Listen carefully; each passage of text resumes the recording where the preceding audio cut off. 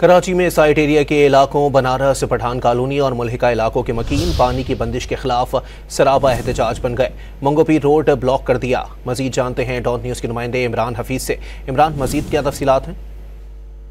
देखिए, site area बलीका अस्पताल के करीब जो है वो इलाके हैं, इसके जो है बड़ी तादाद में मकीन जो है पानी की बंदिश और अदम फराहमी के खिलाफ जो है वो सरापा एहतजाज हो गए और दोनों रोड जो उन्होंने बंद कर दिए।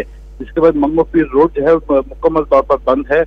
ये मकीन जो है ये बनारस, पठान कॉलोनी और इसके मुलाका जो है रिहायशी आबादी है, वहाँ के ये मकीन है। इनका मकीनों का जो मुदायरीन है, इनका ये कहना था कि पहले एक हफ्ते में जो है पानी आ जाता था, लेकिन अब 2-2 महीने हो जाते हैं, पानी का कोई नामो निशान नहीं है।